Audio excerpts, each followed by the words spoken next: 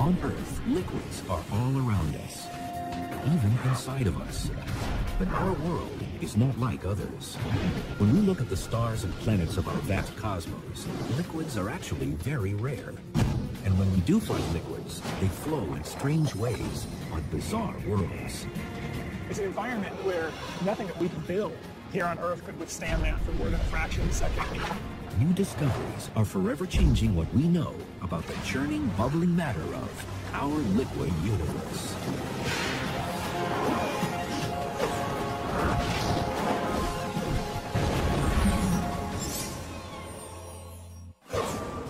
Liquids cover nearly 75% of the Earth's surface. We see them oozing from the ground or falling from the sky. And we manipulate them to power our cities and fuel our engines. But this is not the way of most of the rest of the universe. Liquids only make up a tiny fraction of all matter. Most of the universe consists of gas. Either interstellar gas, the gas between the stars, or the gas within the stars themselves, or the atmospheres of planets. The other stuff that exists is solid material. Planets are made out of solid material, but there's really very little liquid. And it's exactly what's most rare in the universe that seems to be the most important. If there were no liquids in the universe, I actually doubt that there would be life, at least life as we know it here on Earth. Looking in other planetary systems, there may be other forms of life that don't use liquidity, fluidity in some way, but right now it's difficult to imagine how that would work. So where in the universe do we find liquids?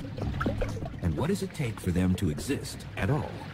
Only in certain special locations where the temperatures and the pressures are just right do you get liquids. And one of those special places where the conditions are just right is on Titan, Saturn's largest moon. Titan is wrapped in a thick atmosphere, 50 times denser than Earth's. But underneath the hazy orange sky, dimly lit by a distant sun and dominated by a stunning view of Saturn, lakes glisten.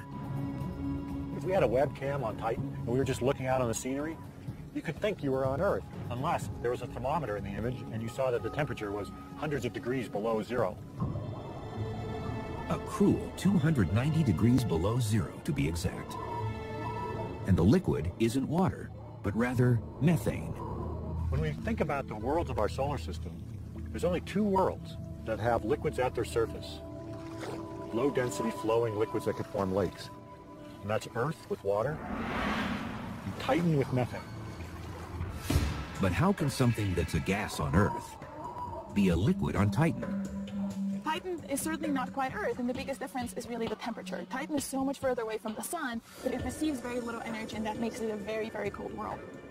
And that means that the same elements that we have on the Earth behave very differently on Titan. You could imagine a scene like this on Titan.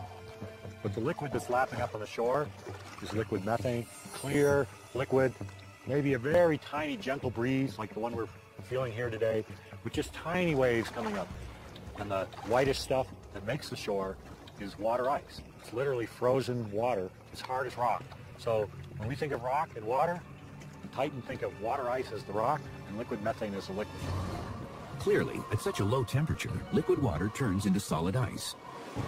But which state any type of matter takes, liquid, solid, or gas, has to do with how the individual molecules, its building blocks, are interacting. It's a bit like how a flock of sheep will respond differently to different conditions. These sheep can be thought of as individual atoms or molecules, like molecules of water. And just like molecules of water, they can be in different states. For example, right now, they're kind of clustered together. They're not moving around very much. They're penned in. That's like solid water, ice. In a solid, the molecules are really penned in by their nearest neighbors. They're not allowed to move much at all. When water boils and steams into a vapor, it changes phases from liquid to gas. In a gas, the constituent particles, the atoms or molecules, are all wandering around in a kind of chaotic way. And they tend to move faster if the temperature is higher. And sheep wandering around in a wide open field, free to wander every which way they want, they won't necessarily stay together. They might go off in one direction or the other. That's like a gaseous state of sheep. They're far from one another, but there's a lot of space between them, their motions are unconstrained. But liquid, like water, is magic. It's a state of matter in limbo, somewhere between the rigid structures of a solid and the random scatter of a gas. In a liquid, the atoms or molecules are somewhat constrained by their neighbors. They might pass each other up a little bit, but they tend to flow together. When sheep are in a flock, kind of constrained by the herders and flowing along from one place to another, that can be thought of as a liquid. They can pass each other up a little bit, but they're basically not wandering too far away from their nearest neighbors. They're all going together. They're all going with the flow, so to speak. On Titan, the frigid temperatures keep methane molecules stuck together in a liquid form. They're moving like sheep in a flock. On Earth, methane is naturally a gas, with its molecules floating around like those free-ranging sheep. To transform it to a liquid, so that the methane molecules are like a flock, scientists need to squeeze them together with 300 times normal surface pressure. One of the main uses of methane on Earth is for heating and cooking. And so methane is a great source for power, whether it's heat or some kind of propulsive power. Liquid methane is such a great source of power that NASA is testing it as a potential new rocket fuel. Currently, spacecraft launch into orbit on the backs of fuel tanks filled with liquid hydrogen. Because it's lighter and denser than liquid hydrogen, launches burning methane could be cheaper. And like liquid hydrogen, liquid methane combusts readily because of the presence of oxygen. But on Titan, because the atmosphere lacks oxygen, methane isn't flammable. So Earth has nitrogen and oxygen, Titan has nitrogen and methane. And it's curious that these are the only two worlds in the solar system that have nitrogen as their dominant gas in the atmosphere. So in that sense, Titan is our sister world. Oxygen would be a dangerous explosive gas on Titan because it's surrounded by methane, the same way that methane is a dangerous explosive gas on Earth because we're surrounded by oxygen. On Titan, the liquid methane collects in pools, some as large as the Great Lakes. The lake country on Titan is the northern polar regions. Enormous number of lakes. You see one lake in the south. We don't really understand why all the lakes moved north and left one behind in the south. Why aren't there more lakes in the south? A recent discovery may have provided an important clue. In August 2009, researchers detected a sudden appearance of storm clouds around Titan's equator. This could mean that liquid methane mimics the water cycle on Earth, where water evaporates from lakes in one area and then rains to form lakes in another. In the desert landscapes of Earth, you have occasional cloudbursts where it rains very hard and the water rushes through the dry valleys. But the vast majority of Titan is sort of a methane desert. And when it does rain, it's a real cloudburst, and you have a huge flow of the surface. So we actually think that in terms of the ability of methane to erode and carve channels and valleys on Titan, it would be very similar to the ability of water to carve valleys on the Earth. One reason lakes are cooling in the north could be because that region is experiencing a very long rainy season. It takes 30 years for Saturn to go around the sun. So a year on Titan, 4 seasons on Titan takes 30 years. Each season is about 7 years long. We think that there might be, during the spring or the fall, you get increased rainfall, which means that whatever hemisphere has that season, actually you have a lot of lakes forming. But methane rains down differently than water, thanks to Titan's thick atmosphere and low gravity. Think of big drops, twice the size of raindrops on Earth, falling at a much slower speed, pump, pump, pump. But they'd be freezing cold, very, very cold if they hit your skin. But liquid methane is not liquid water. And anyone who would dare dive into a methane lake would be in for a nasty surprise. It's a rare find in our universe. A world, not Earth, that is home to a liquid. From a distance, Titan's methane lakes seem so familiar and inviting. But this is truly an alien place. First, the temperature of Titan's lakes is hundreds of degrees below zero. And assuming you could survive the cold,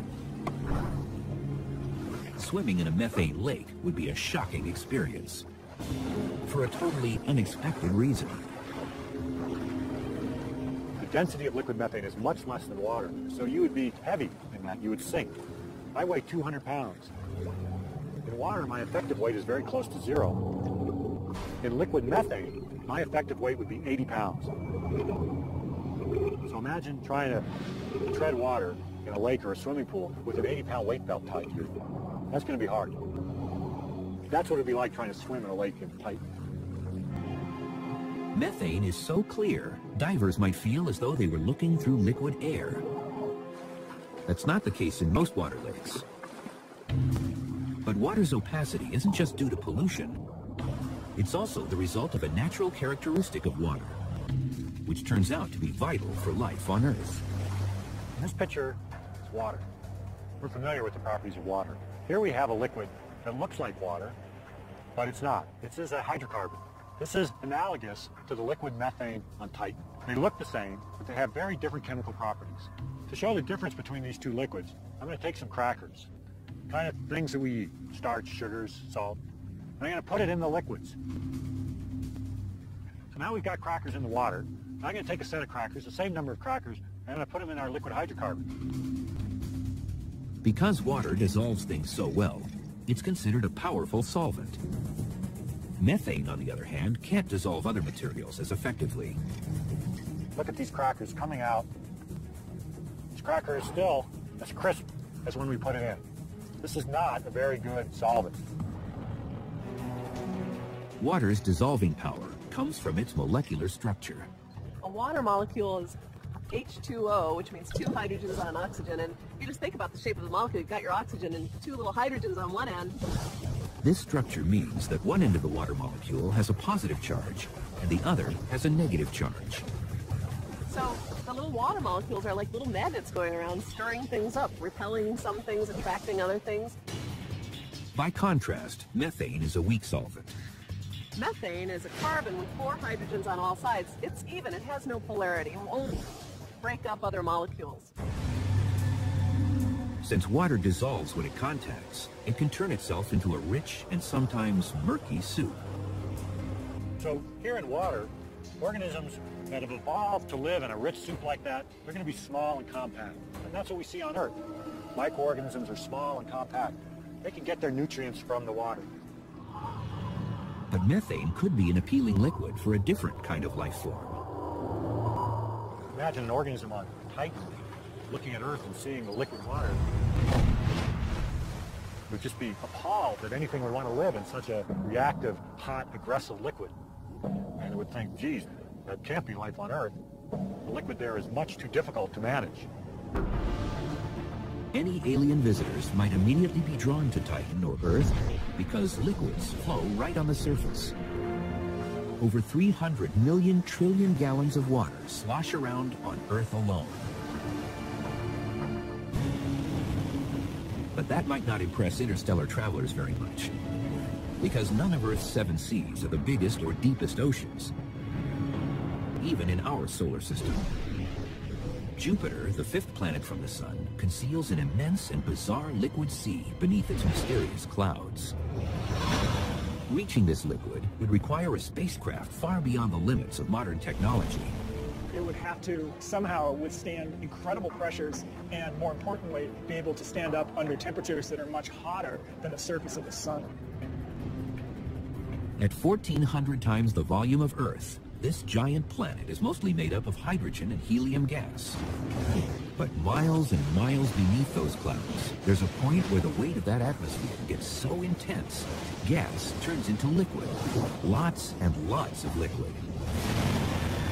The journey to the liquid begins at the outer edge of Jupiter's atmosphere, where the air pressure is close to what we experience on Earth's surface. Diving into Jupiter would be an amazing experience. First, you'd go through all these upper cloud layers where there's ammonia, methane, and other compounds. They're really colorful and swirly, lots of storms. The explosion of color indicates a strange brew of chemicals mixed in the hydrogen and helium. Because there's a lot of different sulfur compounds in the atmosphere of Jupiter. So as you fall down through the upper layers of Jupiter, you would have the smell of rotten eggs. So a trip to Jupiter starts off in an unpleasant way. Just like passengers on a commercial jet descending from high altitudes. Passengers on a spacecraft descending into Jupiter's atmosphere would feel pressure on their ears. If you go deeper into the interior of a planet, the densities become higher, the pressures become higher, the gas is more compressed. That's similar to what we have here on Earth. Way up in our atmosphere, the densities and pressures are low. As you go farther down, they increase. After descending for 13,000 miles, it's dark because sunlight can't penetrate through so much matter. At last, the darkness lifts. Light streaming from Jupiter's ocean lies just below. You don't splash down into the sort of the liquid ocean of Jupiter in the same way that you splash down on Earth. It's much more like you're going through a steam that becomes denser and denser and denser until it's indistinguishable from a very, very hot liquid. The liquid is hydrogen. This steamy sea, stretching from horizon to horizon, is what passes for the surface of Jupiter. It may seem unthinkable, but this liquid hydrogen ocean is floating above another, even more bizarre liquid below it. Liquids aren't easy to find on worlds outside of our own. They often take forms we can't imagine on Earth. And that's the case with Jupiter's hydrogen ocean. Strange as it may seem, the most abundant liquid in the universe is liquid hydrogen. Now, in fact, in some ways, that's not so strange. Hydrogen is by far the most abundant element in the universe. In most places in the universe, hydrogen molecules are moving randomly about as a gas, like those sheep grazing in open space. But the conditions inside Jupiter don't let them roam so freely. The difference between the different states really has to do with how closely the molecules are crushed together, if you will. On Earth, we see liquids form from gases when we leave out a glass of ice water. As warm air comes in contact with the surface of the cool glass, the drop in temperature saps the energy of the air molecules, bringing them closer together and forming a liquid. Temperature isn't the only thing that affects the state of matter. Pressure also plays a very important role. Pressure, as you can imagine, sort of crushes. The higher the pressure, the more it crushes molecules together and can take a gas and compress it into a liquid. For example, even in interstellar space, where it's over 450 degrees below zero, a glass of water would just boil away. So when you take that glass of liquid water to space, it's not the temperature, it's the low pressure that allows all the molecules to fly away and turn the glass of water into a gas. The reverse occurs inside Jupiter's blast furnace interior, where hydrogen molecules are jammed together by the colossal weight of the atmosphere above. If you squeeze the particles down so they're not vibrating very much, then they tend to sort of stick to one another. They start flowing together. That's the liquid state. That's why, if liquid hydrogen were somehow instantly transported to Earth, without enough pressure to contain it, even a tiny bit could redefine what we think of as a hydrogen bomb. Well, it wouldn't be a good idea to scoop up a cup of the liquid hydrogen from Jupiter because it's under tremendous pressure. It would be a tremendous explosive, much better than TNT. It would be a total disaster. Inside Jupiter's liquid hydrogen ocean, it's over 17,000 degrees, hotter than the surface of the sun. The bluish glow at these depths signals that we reached another type of liquid. It's still hydrogen, but in a very special form called metallic liquid hydrogen. It's brighter than the surface of the sun and far, far bluer than the surface of the sun. It's an environment where nothing that we could build here on Earth could withstand that for more than a fraction of a second. In this extreme environment, the hydrogen molecules that make up Jupiter's ocean start to act very strangely. The molecules of the regular liquid hydrogen ocean are like those sheep, moving as a flock. Or better yet, more like what's happening inside of an amusement park, when bumper cars are streaming around a rink. So what makes a liquid is the ability of the atoms and molecules to slide past each other. The atoms are free to move and jostle around, much like these bumper cars or this bumper car ring. They can't fly freely, but they are changing their neighbors all the time. Inside each hydrogen atom, whether it's in a gas or liquid form, a single electron is bound to its nucleus, buckled into the driver's seat of its own atomic bumper car. but at the surface of Jupiter's metallic liquid hydrogen, a depth where the pressure reaches 3 million times what we experience on Earth's surface, the hydrogen molecules are freaking out. The liquid hydrogen actually becomes liquid metallic hydrogen. Now, what I mean by that is that the liquid hydrogen starts conducting electricity and heat really well. Inside Jupiter's metallic liquid hydrogen, electrons are jumping from molecule to molecule, splitting away from their own nucleus and finding another home. They're carrying electric charges efficiently from one place to another.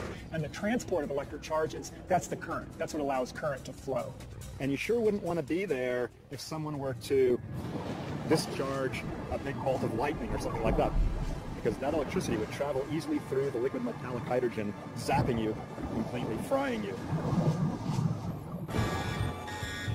The closest thing to metallic liquid hydrogen on Earth is liquid steel.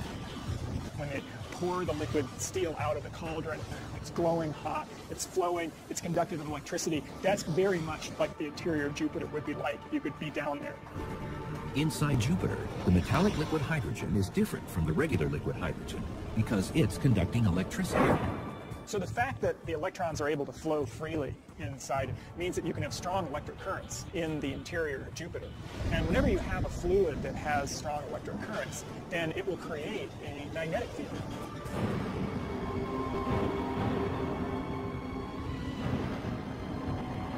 For over 4 million miles of space in each direction, Jupiter's magnetic field scoops up and deflects charged particles that naturally course through our solar system. But the largest and most powerful magnetic fields in the universe shoot out from curious stellar corpses known as neutron stars. These magnetic fields may also be generated by liquid. However, the interior of a dead star seems like the last place you'd expect to find anything flowing. A neutron star is like a big hunk of neutron material, just packed as tight as it can be. We call that matter degenerate because it can't get packed any tighter. Most materials, you push on them, they get denser. You push on them harder, they get denser. Not a degenerate material. You push on it, it's not going anywhere. Neutron stars are roughly a dozen miles in diameter, about the size of a large city. Neutron stars are so massive, and the mass is compressed into such a tiny region that it basically has started to warp space itself. Visiting its surface is impossible. Anything that you could build out of ordinary material would be immediately flattened and crushed on the surface of a neutron star. Neutron stars, the gravity is so high that even the highest mountain range on a neutron star is just measured in literally millimeters. Could liquid possibly exist inside this hostile environment? Surprisingly, the answer may be yes. Some scientists believe that neutron stars are not solid to the core. In fact, their interiors may be moving so freely they could be filled with something called superfluids, liquids with no thickness or viscosity. Viscosity is a measure of how resistant a fluid is to flowing. So a low viscosity material like water flows very easily. I mean, you can see how quickly it falls into this hole. But honey, on the other hand, is very viscous, and it flows more slowly. The thicker a fluid is, or the more viscous, the less it flows, the less things can move around in it. A superfluid has zero viscosity. A liquid so thin, it never stops flowing. So in the bizarre fluid inside a neutron star, it has what we call a superfluid property. And so what that means is that if you start up some sort of current, you're able to start up a vortex inside a neutron star, then it will just keep going and going and going, and it won't die out. There's no viscosity that causes these currents to dissolve away. Some neutron stars spin like tops, rotating several times every second. And just like the metallic liquid hydrogen works for Jupiter, a superfluid interior sloshing energetic particles around spawns a massive magnetic field, except that a neutron star's magnetic field is millions of times more powerful. Our planet has its own liquid churning deep inside. Although no one has ever seen it, life on Earth wouldn't exist without it. Life as we know it wouldn't exist without liquids. On Earth, you might think it's water that's most critical. But there's another earthly liquid that's just as vital. 1,800 miles below the Earth's surface, where it's a scalding 7,000 degrees, a sea of liquid iron over 1,000 miles deep engulfs the solid inner core of our planet. But how can scientists be sure what's inside the Earth?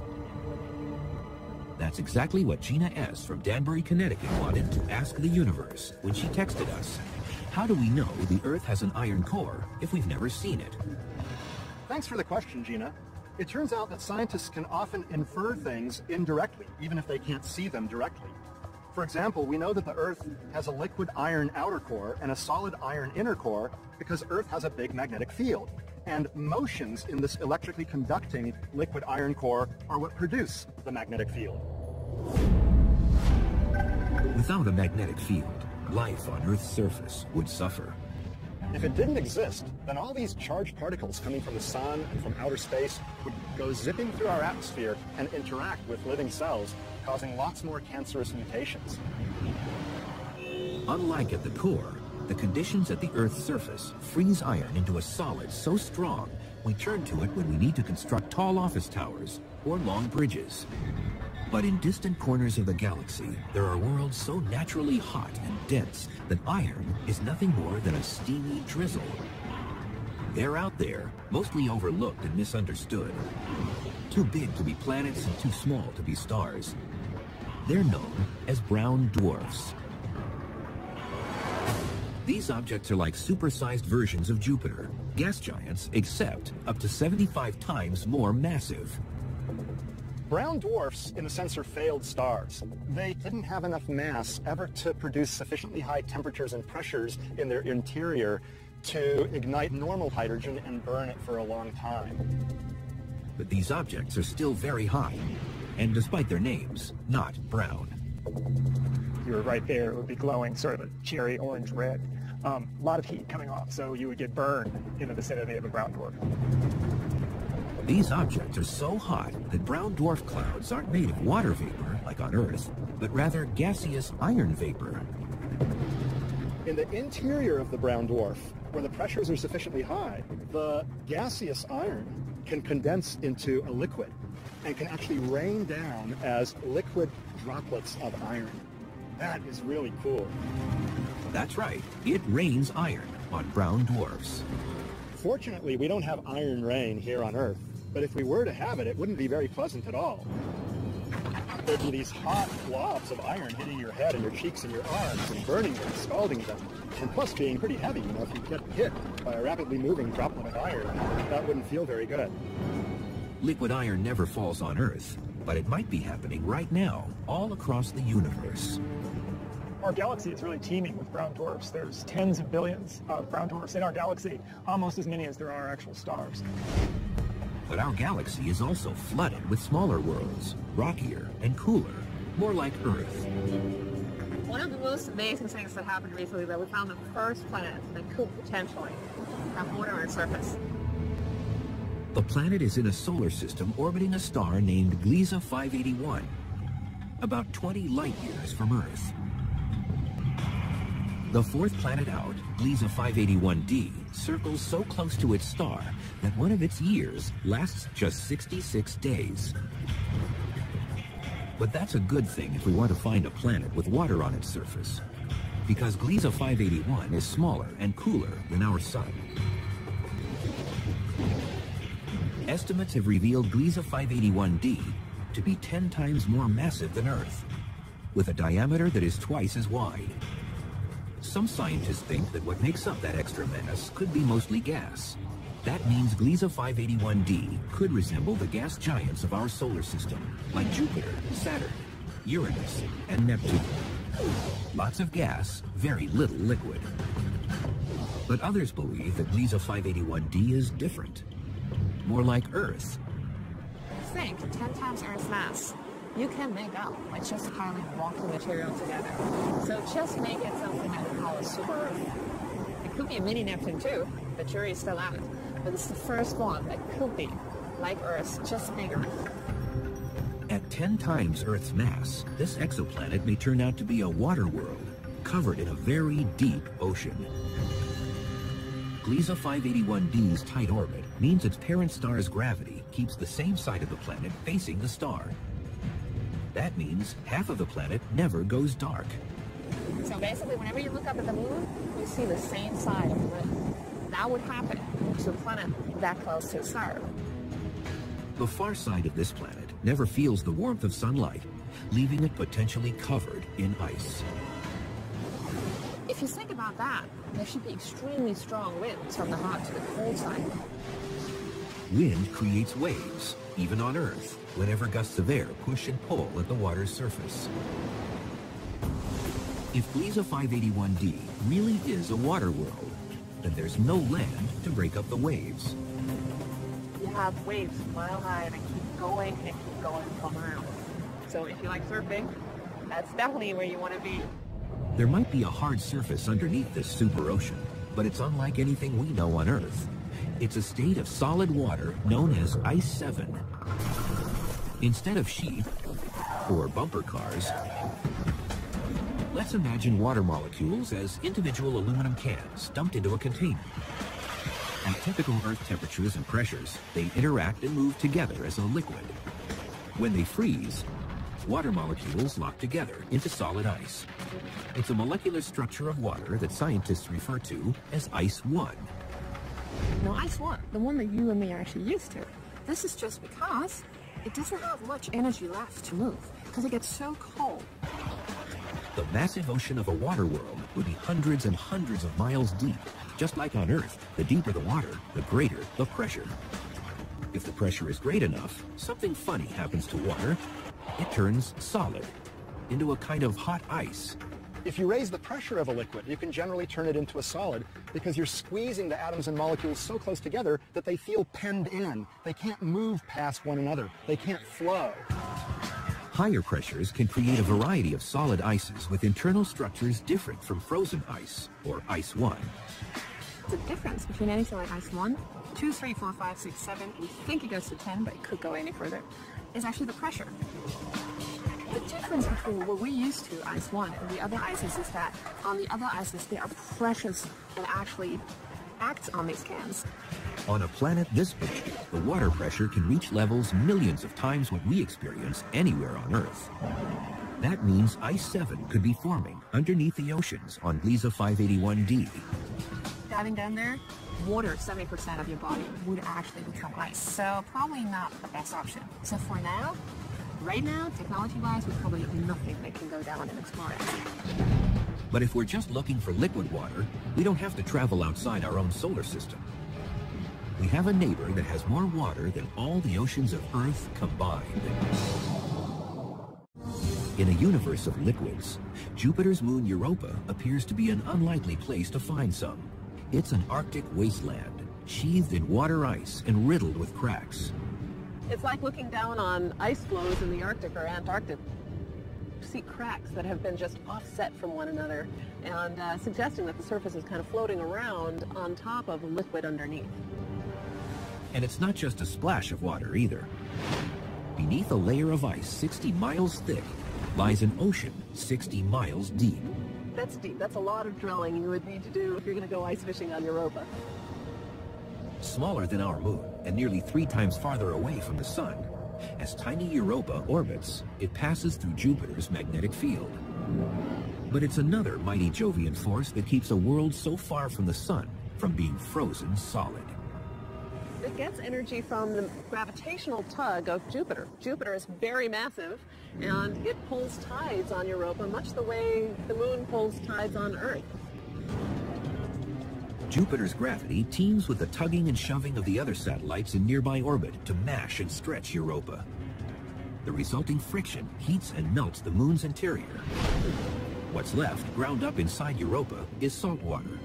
It's mainly H2O, plain old water, but dissolved in it are salts and other materials, just like our ocean has salts and minerals and things dissolved in them. The best analogy for the water on Europa would be water from the Dead Sea in Israel, where you have a very, very high concentration of salt. Not a good place to get your bottled water from. Liquids can turn up in the most unexpected places, and none may be more surprising than a recently discovered liquid nearly as old as time itself. 14 billion years ago, the universe began as an infinitesimally small point when it erupted in a cosmic explosion known as the Big Bang. It rushed outward, expanding and expanding, exotic particles and gases cooling and coalescing into stars, then solar systems and galaxies. But let's rewind the clock to a time just after the Big Bang, before protons and electrons combined to form the first atoms. Everything was running into each other and smashing into each other. So that what was going on was that there wasn't enough freedom for the particles to sort of settle down and clump into the things that we're familiar with now. The early universe was like a featureless desert, burning at a temperature of 1,000,000 billion degrees. A random collection of particles known as quarks and gluons. Quarks and gluons are the fundamental constituents of the nuclei that make up our atoms. Actually, in the first 10 millionth of a second of the lifetime of the universe, there was a phase of the universe where it was all quarks and gluons. New simulations of the conditions of the early universe have revealed that the individual quarks and gluons were not flying about randomly as a gas, as would be expected in those conditions. Instead, they were connected and flowing like a liquid. A really good example of this is sand. What I have here is a handful of sand, and it's made of lots of little particles, which are essentially like tiny rocks or stones. But how they interact with each other is what determines how lots of them move together to give you something that's much more like a fluid flow than it is the behavior of a solid. And so much the same thing is going on with quarks and gluons in that situation where they're colliding. And that was probably the same sort of behavior that was going on in the very early universe. You'll see patterns in the sand that look like ripples on the surface of an ocean in response, for example, to the wind, and responding in a way that's much more fluid-like or liquid-like than it is as a solid. Ripples are traces left behind by some kind of disturbance. In a liquid state of matter, ripples spread easily throughout the whole. That ability to communicate disturbances may have some imprint on the ultimate fate of the universe. In that critical, chaotic moment after its creation, the fluidity of our early universe's liquid state was already beginning to show signs of a grand future. So there'll be some parts of the fluid that are slightly more dense than other parts, and we'll be able to see patterns beginning to form that will ultimately become the structure that we see in the late universe.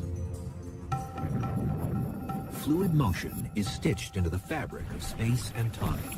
So the next time you sip soda through a straw, dive into a pool, or watch raindrops sprinkle into puddles, know that you are witnessing our universe when it is most alive.